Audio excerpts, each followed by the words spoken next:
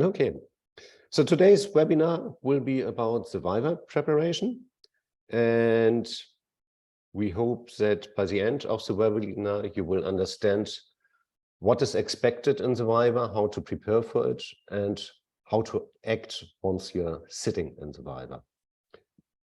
And more specifically, for you to understand what the Viva is about, so this is a basic introduction now that will follow, then possible Viva outcomes. So Viva outcomes do vary by country and by university. Then we will look into preparation strategies and what to expect in the Viva and what not to expect. We will look into the Viva day as such, and then we will have some example Viva questions for all of the chapters that are expected to be in a thesis. And then we look what happens post-Viva. And then, as said, we will go off the record and will provide you still with some space for discussions.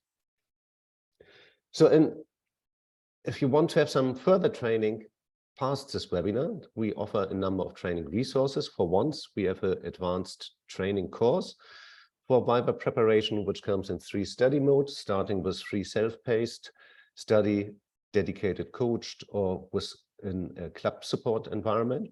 And we do also offer workshops, either on a one-on-one base, which are bookable at any point in time, or we also have one scheduled half day as a group exercise. Benefit here, you can see how others react, and that could provide some perspective on their own performance and what might be improved.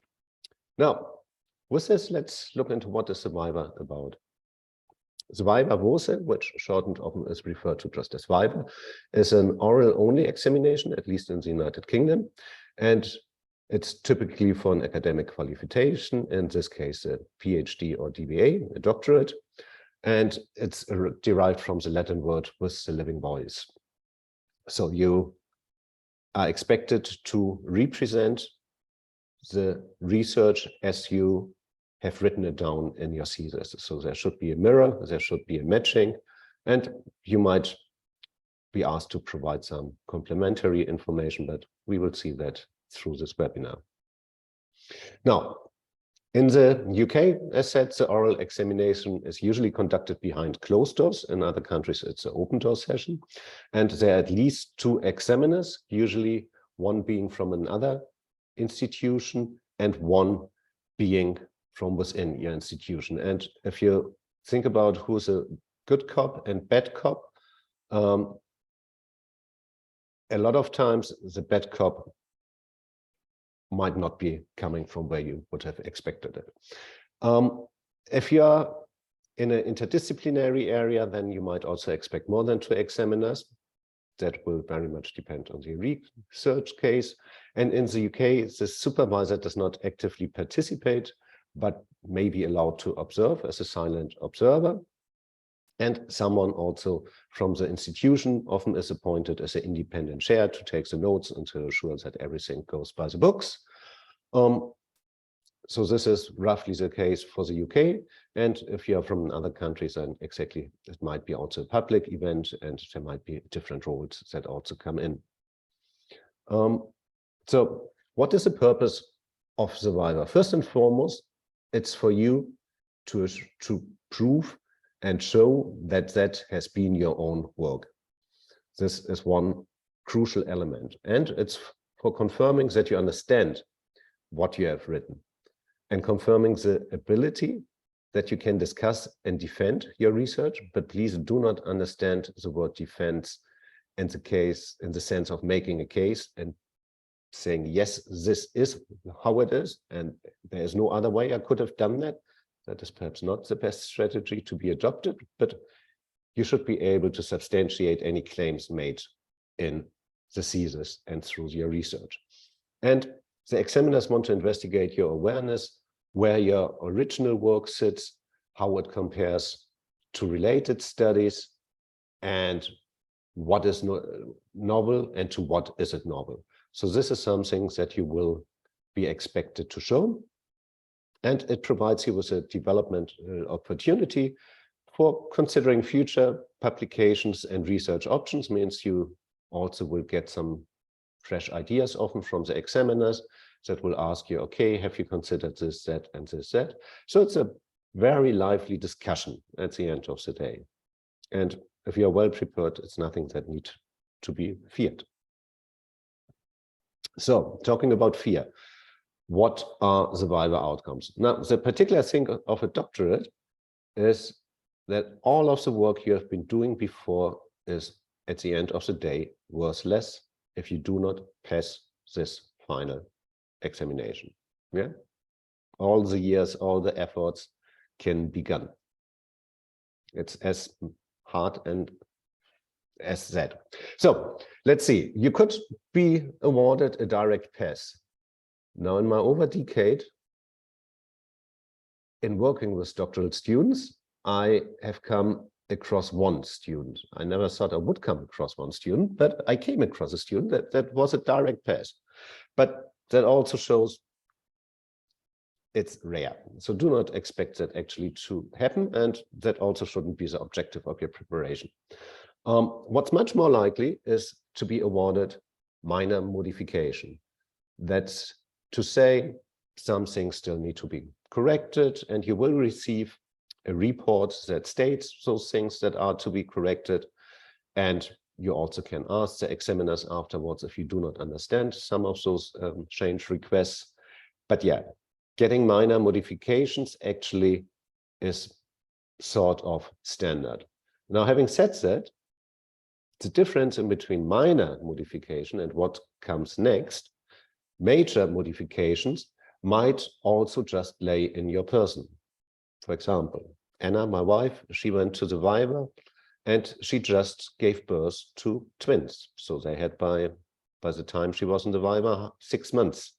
And it was clear to the examiners that the change requests couldn't be done within a time frame of 3 months, just because she was working full-time still and she had small kids at home. Therefore, they were fair and they said, no, okay, we do understand you might want more time. So do you want more time? And then she said, yeah, that would be nice. So she was given, I don't know, 12 months. At least the time frame was extended. So getting majors not necessarily means the work as such is worse, but often it also implies that. But again, you will see that from the change requests that you will be provided.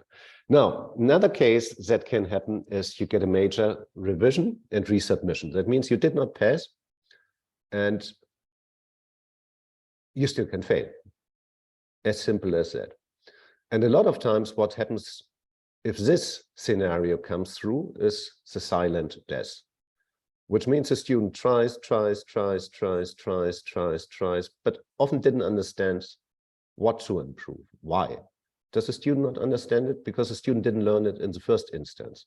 If you get out with majors, it might well be that you just performed poorly in the Viva, which can happen. There are people that get a blackout, and well, then there's nothing the examiners can do.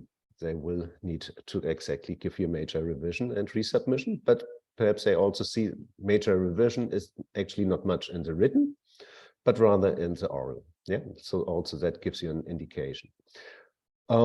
If you get out with majors, you need likely help. So try getting help and get yourself out of there, and try to read through the change requests with someone knowledgeable in the field, because a lot of times the change requests are not to be done in a linear order. 1 done, check, 2 done, check, 3 done, check. But you might see on page 2 of the change request, the narrative is missing, the red tape is missing. Obviously, if the narrative is missing, that's nothing that you can only address at page 2, but that's something that needs to be addressed right from the beginning. Yeah? It might only be mentioned in the data presentation. Okay, but you can't start then with the instructions and only come to that point at a later time. So get someone knowledgeable reading with you together the examination outcome in the case you get a major in revision. Okay. So some extreme rare cases, at least for the first Viva fail, is that you will be awarded a lower degree. If you had a first major revision with resubmission, then this is a likelihood much bigger that this will be the final outcome. Resubmission for the award of the MRes MPhil, I haven't come across that in all of those years, but theoretically that also could happen. Are there any questions until this point? Nothing in the chat. Okay, then let's look into preparation strategies. Now, first of all, understand how good is your thesis. Why am you submitting? Because you've done your thesis, you're pretty proud about it, you discussed it with your supervisor, with others, you got feedback, and everyone said, yeah, that looks great, it's good enough, will pass. Get, you're on the safe side. Yeah, I've been in a case like that. It took me 7-8 years, but once it was done, it was good enough. I didn't prepare a single day for the Viva, but I prepared for 8 years very hard, right? And I wouldn't advise to anyone to not prepare for the Viva, by the way. So another thing that could happen, and it often happens, you run out of time. Time is up. You need to submit. It's either now or never, right? So you understand it's not so good, and yeah, it must be in some. Okay, if this is your case, prepare for the Viva sufficiently, right? Use the time in between handing in and the Viva, and, for example, work through the course that we are offering. You can spend there 2 months, 3 months, 4 months on preparations. That's time good invested. Why is the time good invested?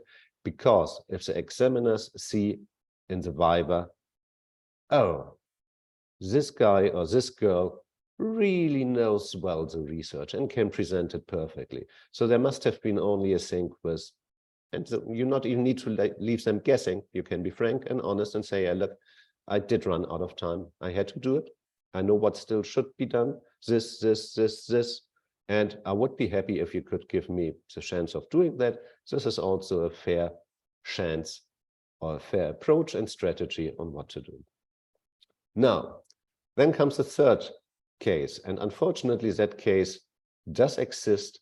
And I personally had to observe it much more often than I would have liked it. And usually those were the students that were resistant to feedback all through their journey. They knew it better, or they didn't understand the feedback. Yeah. Okay, there you go. Have it your way. So if you might think you are this type of candidate, you still have one chance. Prepare now and try to recover what's gone wrong earlier. So, how then to start preparing for the Viva? There are many dimensions on where you could start. One could be the administrative. What are the policies? What are the practices? What am I expected to cover? For a country case, for example, does my faculty or university has old examination reports that I can be reading through? If so, try to get hold of them, get familiarized with those things, and take an exact printed copy of your thesis, you submit it to the examiners, and start highlight and annotating the main arguments. So take some post-its or so and work it through, like the nicely image which we use to promote this webinar. If your thesis looks like that, that's great. Then there's obviously the knowledge-related preparation. You can reread your thesis, again, making notes of any mistakes, for example, you find, and you will find mistakes, and you should be honest about those mistakes in the Viva. Think about the wider implications of your work again. Think about what you will or will not defend. Were the interviews, for example, going well? Were the first interviews, for example, not working out, and therefore you improved it and had to run another set of interviews?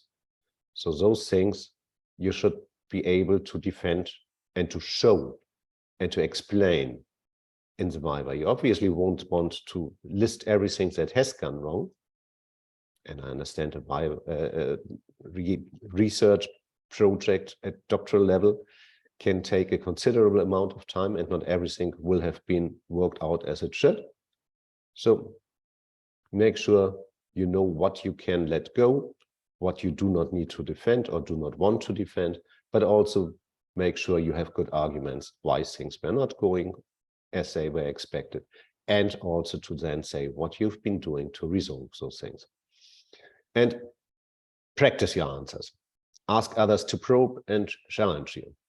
And this is something that you should not underestimate. Now, for example, once we run residencies, there's a phenomenon which is an unseen slap that some students get.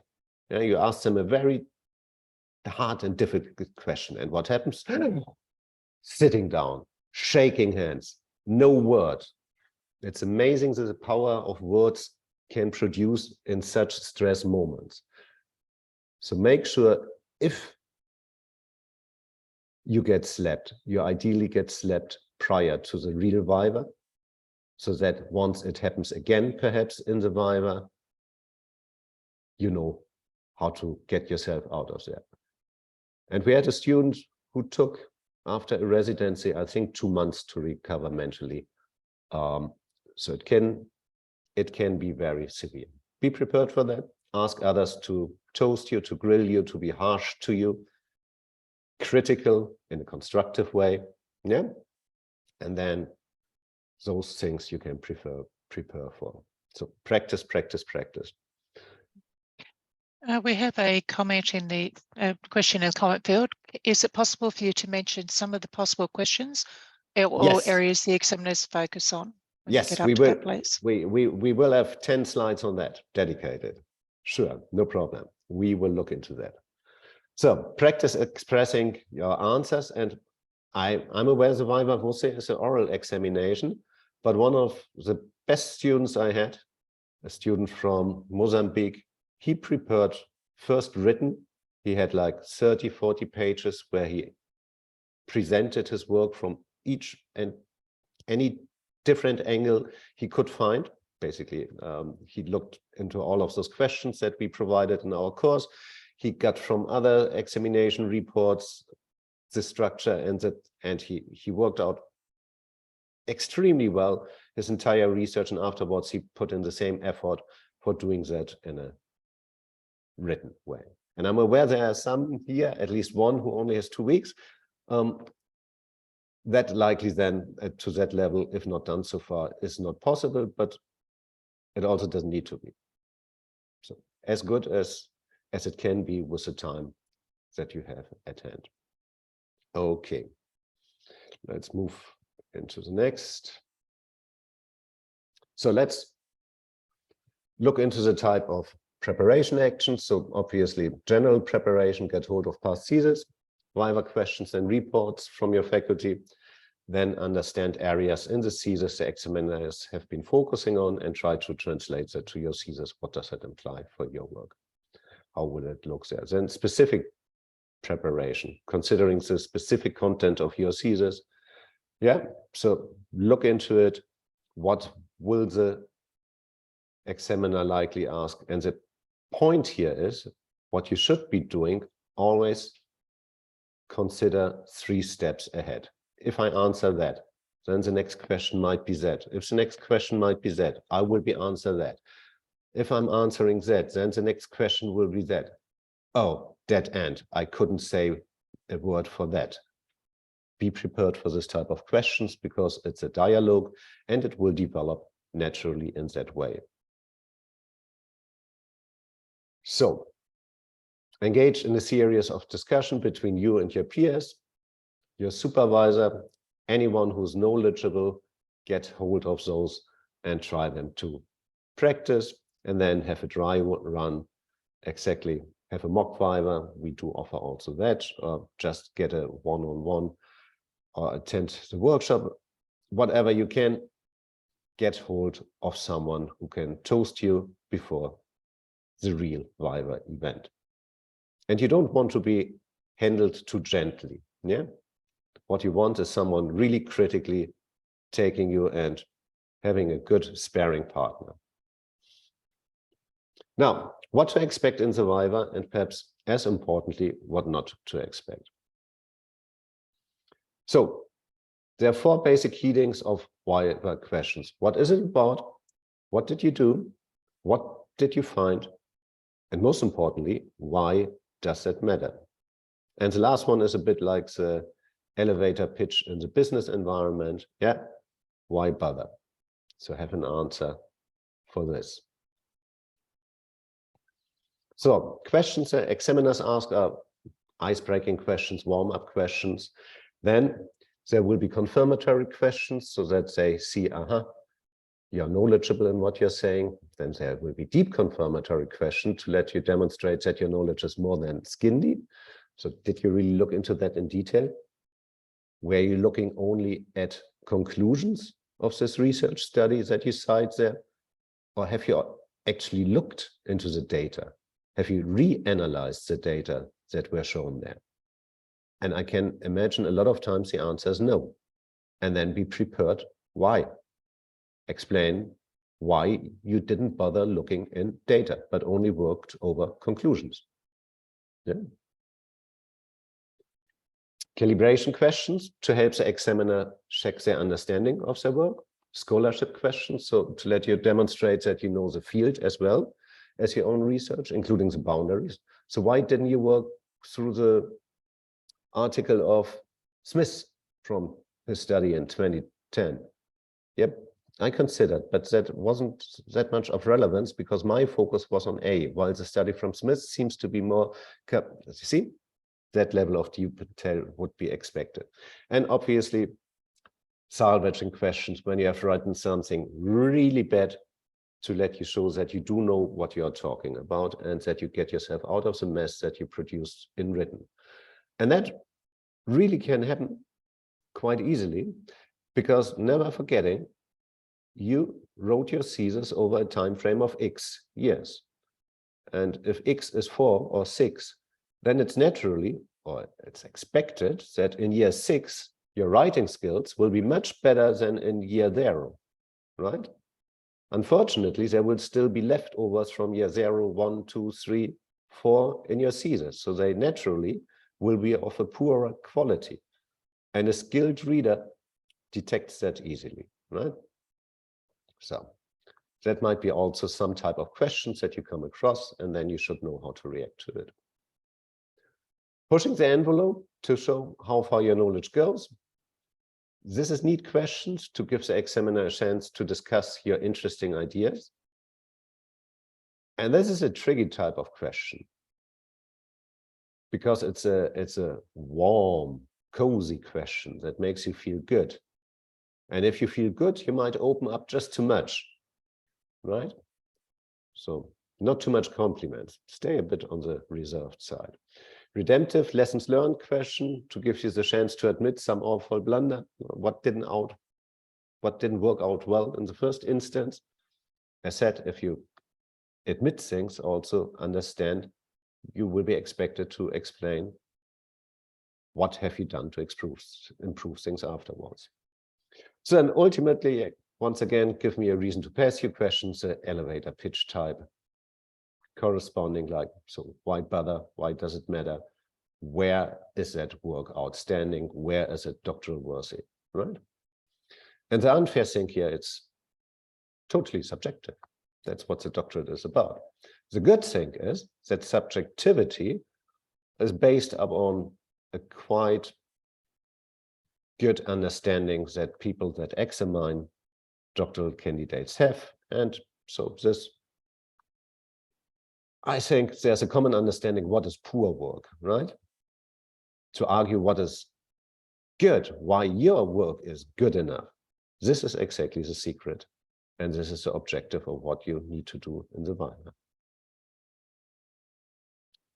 So what might impress examiners? Well-considered replies that answer the question that was asked. So if you do not understand the question, then please also re-ask.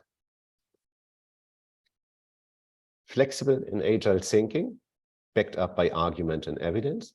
As said before, have you only worked over conclusions, or have you made the effort to look into related research, in particular key research, and then can also argue over the data and over the analytics of those studies presented in those studies. So that's good understanding of appropriate research methods also. Usually, if you made an effort and looked into studies, you also will have looked into how has that research been conducted. Yeah. So you will be critically aware of the field of inquiry. So you also can show clear reasons of what is included and where are the boundaries of your work, therefore it's excluded. Yeah, that's also something you will need to defend. Honesty, I think the first time you show a dishonest answer, game is over and you will have a much more difficult time to continue in the examination. Yeah, honesty, I think, is the most critical thing. So don't try to cover up, be honest and explain where things didn't work. Yeah, and once again, the why bother pitch. So, Viva Essentials. Now, the Viva is a moment where less is more. I know, students are excited. So the examiners ask a very innocent question like, can you quickly tell me what your research is about? Now, that's a very dangerous question, because before I can breathe again, 20 minutes passed. And I'm sitting there like that, and I'm trying to find the moment where you quickly have to breathe so I could gently interrupt you. But you know, one thing here, okay, do not do that. Stick to the 2 minutes rule. Next to that, one answer, one sentence, one argument at a time. Think about coding, how computer code is written, right? Code, code, open, open, close, close, right? That is the same logic that should apply for you in the Viva. One answer, one sentence, one argument at a time. And quite obvious, but not often done, establish double feedback loops, which also can help you in the 2 minutes rule. Did that answer your question? You were interested in A or B? So could I explain that? If I understood you correctly, you were interested in learning about the motivation. Has my answer provided some information on that, or do you want further information? Yeah, interact, engage in a smart manner, smart way with lots of details that will help you. And do not opinionate. Yeah, if you say, no, I don't believe that, but I came from that school, the word but shouldn't be there in the first instance. And if you came from that school, that's fair and fine, then explain it. And even if the examiner then might disagree, they might let you go on that. Yeah, okay. I would not have done that, but that sounds logical. So just mention that in your thesis why you came from that side. This can be a comment that you will hear. Yeah. Agreement to disagree is something that's well established in this type of situations. And get yourself out of the mud and resume if you understand you went off the road. Yeah. The examiners go silent, they don't really have any more questions, not a good sign. Or you see now in 4 answers from now, that will be a dead end. Then already work towards balancing, directing, or engaging more in a discussion on a certain point to avoid to get to that dead end, or admit it. Like if we now follow this logic, then I think I might have not well understood what you ask, or I might be afraid that my answer won't stand like that. Let's look at that quickly. Okay, so you can engage in verbalized analytics. You don't need to think silently, which also is a way you can do, but you also can verbalize your thinking and engage the examiners on that ground. Okay, are there any questions till this point? No further in the comment field. No, okay, so the Viva Day. I mean, there comes a bit of the obvious. Try to get enough rest today. If you're very nervous, might not work. Eat, drink, and arrive to the venue earlier than at the time schedule. Also quite obvious. Fear is natural, but try to be positive and anticipate an interesting discussion. And if you're nervous, admit it, right? Nothing wrong about that. Get ready to engage in a debate. Understand exactly you should be engaging with the others, not just answering. Yeah. Try to always provide evidence. And if it takes time that you need to look into your thesis, then that's fair and fine. It obviously shouldn't be happening in each single answer. But if there are some points that you have somewhere, but you can't find them, take your time, look, and perhaps engage with the examiners also, or I'm looking for that. I think it was in that chapter, but so they will have read the thesis too. Perhaps they recall it, and then they might help you looking into that jointly. Yeah. Get questions on any part within the research and look forward to the day. It's a great chance. I enjoyed it tremendously. And I think it was over 2 hours that we talked. We didn't stop because we were in such a fascinating discussion. So it wasn't even clear to me when the information was already good enough. But yeah, it was just a good discussion. So this is what you should be aiming for. Then, during survival, your study will have strengths and weaknesses. As said, there will something be that hasn't worked out that well. Be prepared for that and to discuss both sides, because examiners would want to find also weaknesses. That's their job, right? No work is perfect, and they need to understand where is no perfect in your work. Yeah? And do not take offense. If you're a person that's feeling offended quickly, practice. Practice, practice, practice. Yeah? Good. Then again, if there's something you do not understand, ask for clarification and then discuss it. If you can't answer things, that's equally okay. Obviously, like before, if you can't answer anything, that's not good. But there will be some things that you can't answer or some things that you have not read. So be expected for that. And also think before answering, get into dialogue, discuss the context of your research work, and avoid blaming by any means. And honesty is critical, crucial. Yeah. And you are not expected to have a perfect recall of your thesis. You can refer to notes, and if you get lost, resume, and keep the double loops up. We had said earlier, double feedback loops are very important. Yeah. Be engaged with the examiners, not just answer questions. And now, Jane, we come to exactly example Viva questions, chapter by chapter. Now, I know each thesis is unique, each research project is unique, but at the end of the day, each research project has an introduction. There will be a literature framing, there will be methodology, then there will be data that's presented, then there will be some analytics, at least that's expected, and then there will be some conclusion. So those 6 things are certain, whatever the distribution within the chapter.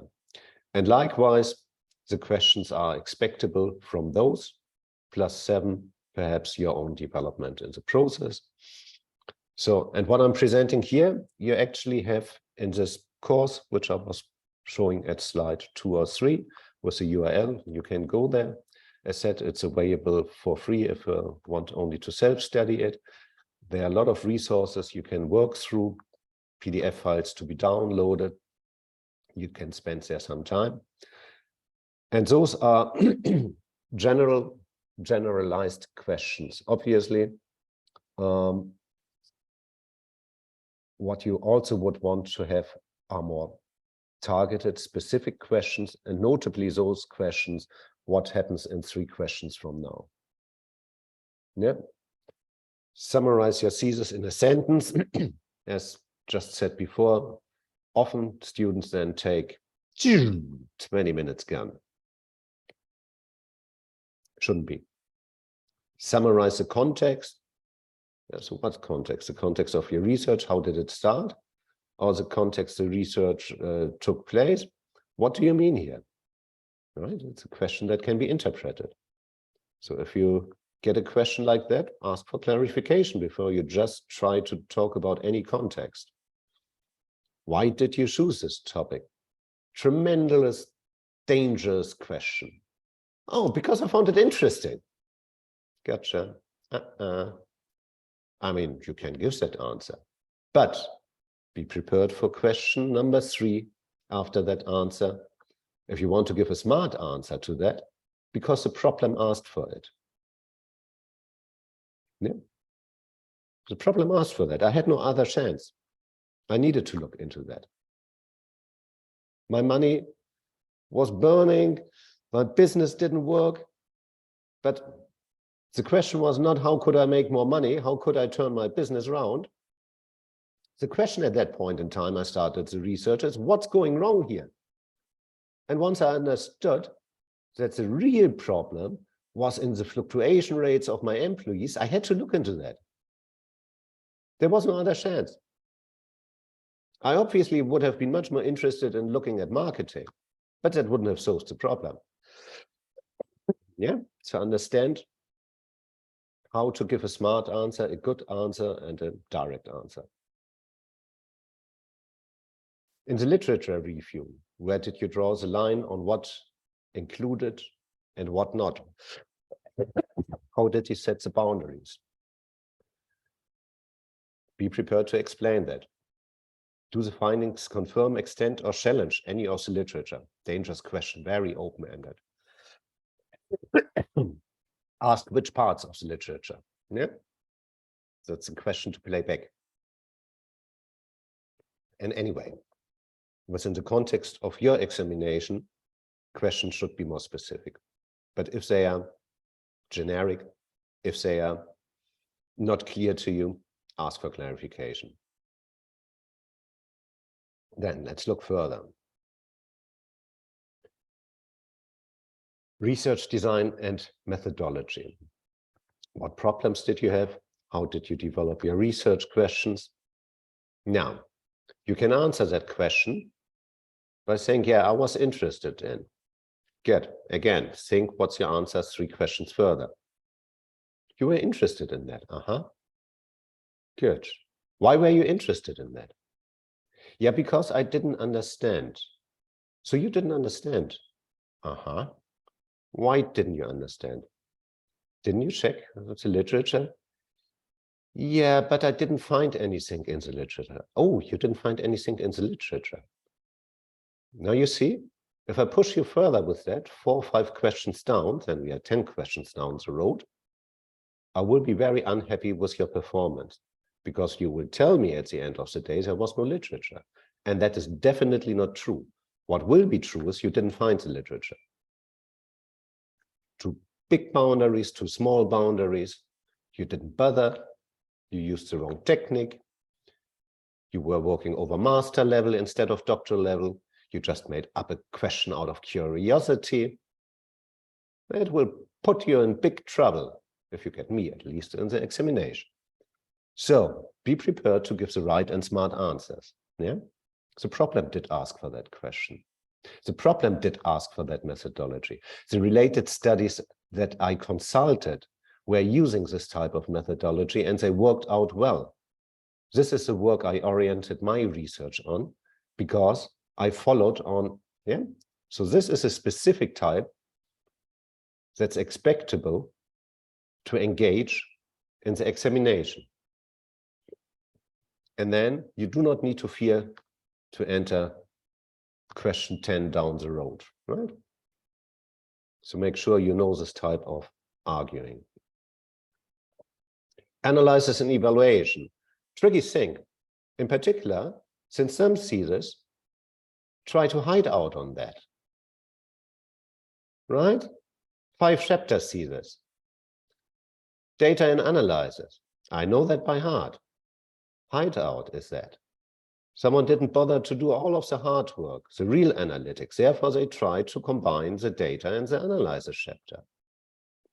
Now, to be fair, a lot of theses go through, right? You still would pass. But if you've combined it, then it can be an indication for you just not having done the analysis into the depths as it would be expected. Because if you would have done so, it would have been very hard for you to fit it together with the data in one chapter. And if you manage to fit it in one chapter, then either it's because you have worked so well, which is great, and I hope that's the case, or you were trying to hide out. And I will find that out in the examination, right? So describe your findings in more detail. Now, to which details do you go? Ask which type of details are looked for. Okay. What other data could you have included? And that's a very unfair question. There are lots of data that you could have included. So how do you argue what went in and what not?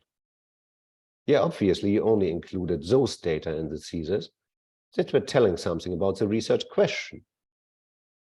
All of the other data is raw data that you decided to not include because of the boundary, because it couldn't answer a question, a specific question that you name.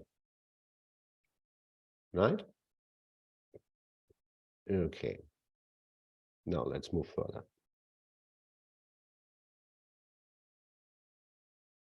Now, those type of questions are the real, again, dangerous questions because they make you feeling excited, put you in coziness. What are the strengths and weaknesses of your studies? Well, what do you settle on? How confident are you in your findings and conclusions? What are the implications of your findings? No, you need to sell here something, right? You need to be very convinced, but if you sell something, then if you are called that isn't that well, how do you cover up then? How do you get yourself out? What would be the balancing response if the examiner doesn't agree with your view? Have you thought that through? If not, you might want to. Okay. So now let's go further. Reflections. I mean, if you're at that point, it will be at the end. But if you have shown reflections through the examination, that would be the best, because then this part will fall not so important because the examiners are already confident about you having done a proper job. Now, what surprised you the most?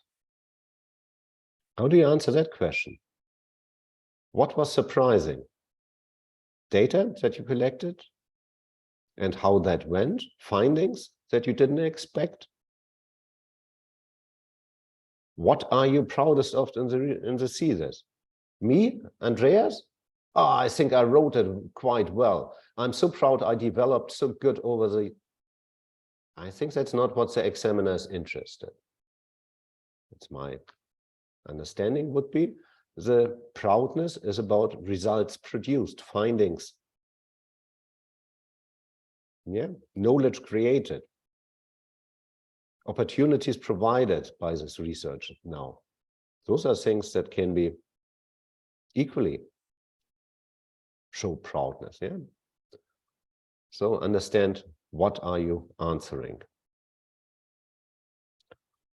Questions unto this point?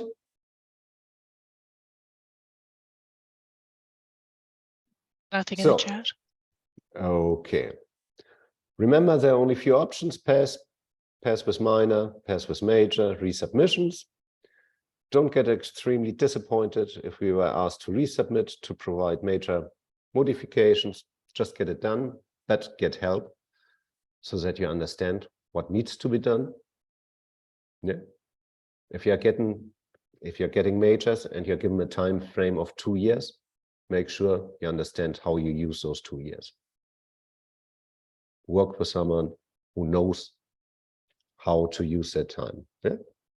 Get your supervisor and any other who is knowledgeable. I had a student, she worked with me for 2 years. on resubmission very, very hard. We had weekly, 3 times a week, a video call. She was very committed. It was a hell of work. And her thesis afterwards was awarded as the best ever thesis that faculty received. Okay, so you can go from that way to that way. It's all on you. So get engaged with your supervisor, review your work carefully, and once you are sure it's up to the standards, submit it. So you're through. And now, what is the role of the internal eczema and how that they are recalled from the beginning? Good cup, bad cup. Now, it's not perhaps always that the external examiner is a bad cup. By times you also find the internal one to be the bad cup, because the internal one wants to keep up the quality of the program, of the university, of the faculty, right? Those are also gatekeepers. So by the end of the day, the role of both is the same, and you should treat them equally respectful. So, but one thing which you are now not interested in because you're still pre-Viva, but which you might become interested in post-Viva, is that there is a certain development that can be seen in many students that graduated and finished their doctorate, and in particular those ones that are a bit older, not directly started their doctorate after the master, and that are still well before 30 and are now looking for an academic career. Those students will run further, but if you are not running further, you fall down. And if you fall down, you reflect on what happened and what you are now going to do. So this can be a period of time that is in particular challenging. And if you see that happening to you, again, talk with others on what's happening and try to stabilize yourself, okay? So this is the recorded part. We now will come to the end of the recording and then open the floor for of the record questions. There is one question actually before you, while you still have recording going, is what is the role of the internal examiner and how does it differ, he or she, differ from the external examiner? I just answered that, Jack. I just answered that question before. But there's still one more. I see, is there a particular dress code? No, there's not. Just try to look decent and orient yourself on the faculty, on the country where you are. So this is a very much also cultural thing, right? If you're from Africa, then perhaps you have a very different dress code than if you're from Northern Europe. If you're from Northern Europe, you might have a very different dress code than if you're from Southern Europe. If you are studying software engineering, you anyway will run around very different than those guys who are at the business school. So just look decent and orient yourself on how the culture is in the environment you are. So with this, let me stop the recording.